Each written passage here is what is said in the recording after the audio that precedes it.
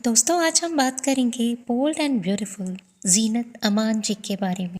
70 के दशक की हॉट और बोल्ड अदाकारा जीनत अमान, जिन्होंने अपने ही ढंग से कई ट्रेंड सेट किए।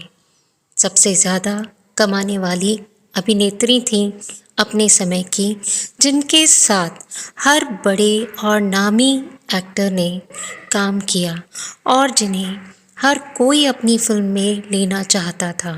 सेंशुअस लुक्स, बोल्ड अंदाज की मलिका थी जीनत अमान। लेकिन कौन था वो एक्टर जो खुद लाखों दिलों पर राज करता था और जो जीनत पर अपना दिल हार बैठा था, लेकिन उन्हें किसी और की बाहों में देख टूट गया था जिसका दिल। वहीं किसने जीनत अमान को इतना मारा था पब्लिकली कि उनका जबड़ा तक टूट गया था। जीनत अमान की ज़िंदगी से जुड़े हुए ऐसे कई बातें हैं जो आज हम इस वीडियो में लेकर आए हैं सिर्फ आपके लिए। तो वीडियो को अंत तक ज़रूर देखें। तो चलिए हम शुरू करते हैं जीनत अमान के बचपन से। उनका बचपन बहुत मुश्किल में गुजरा। माता पिता उनके अलग हो गए थे, तो अकेलापन तो उन्होंने बचपन से ही देखा। बड़े होने पर उन्होंने मॉडलिंग शुरू की।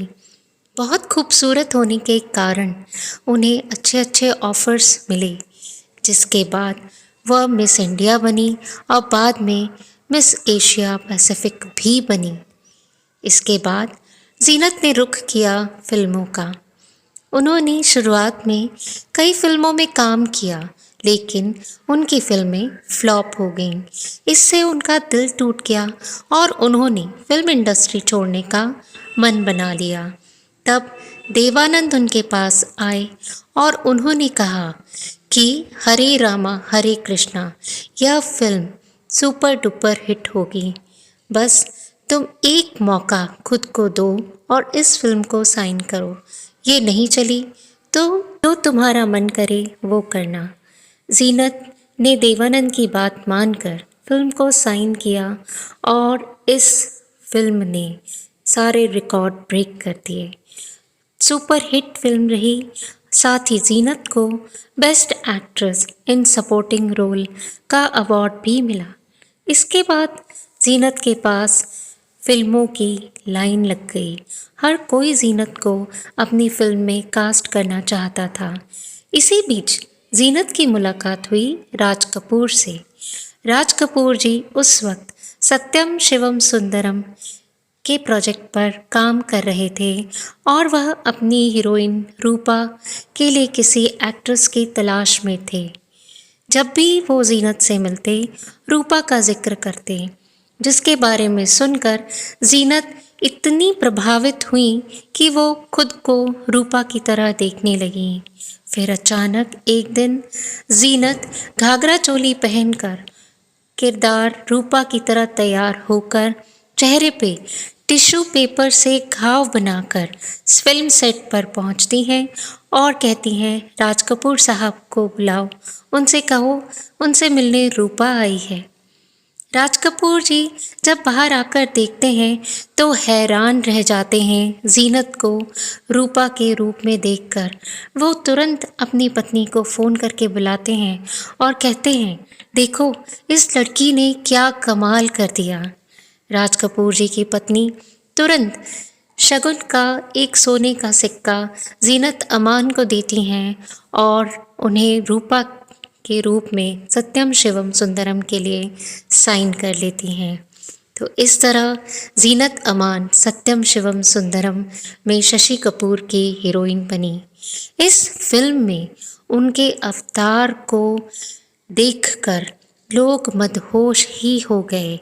देवानंद भी अपना दिल दे बैठे जीनत अमान को।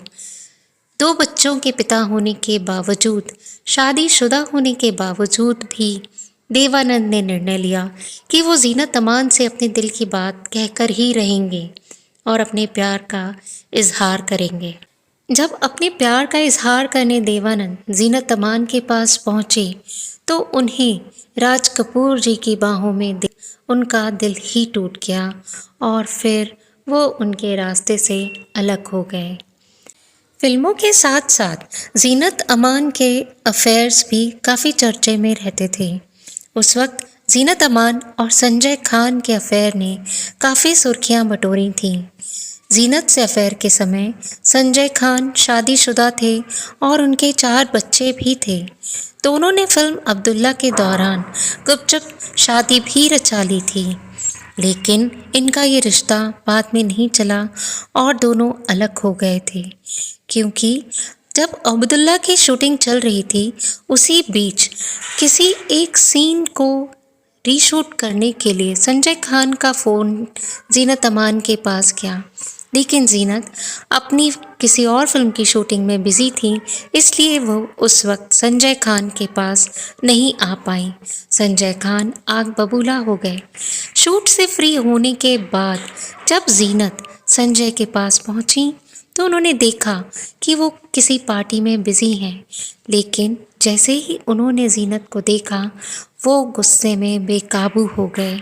सब लोगों के सामने उन्होंने जीनत को बहुत मारा, इतना मारा कि वो लहूलुहान हो गई।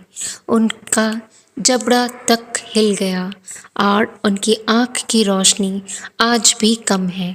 संजय के इस काम में उनकी पहली पत्नी ने भी उनका साथ दिया।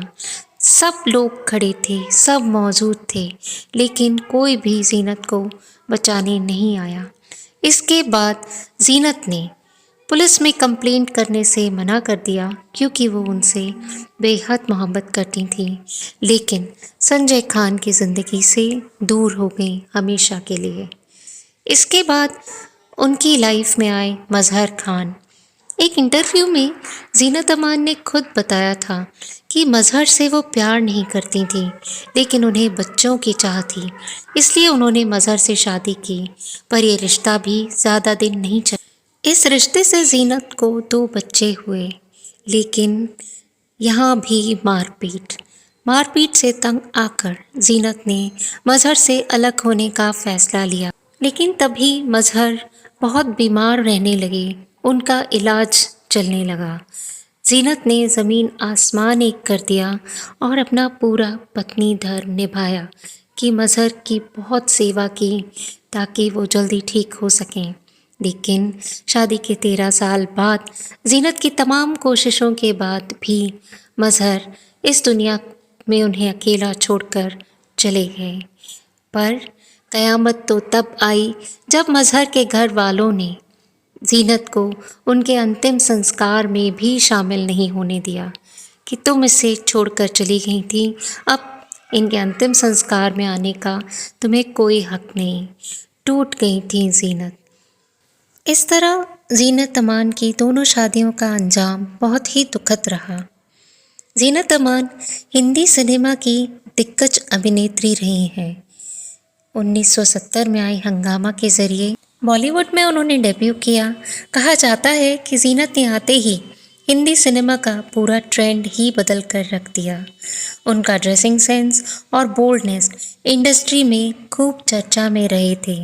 दरअसल उस दौर में अभिनेत्रियां साड़ी सूट में नजर आती थीं, लेकिन जीनत के बिकनी और वेस्टर्न अवतार ने तो इंडस्ट्री की हवा ही बदल कर रख दी थी।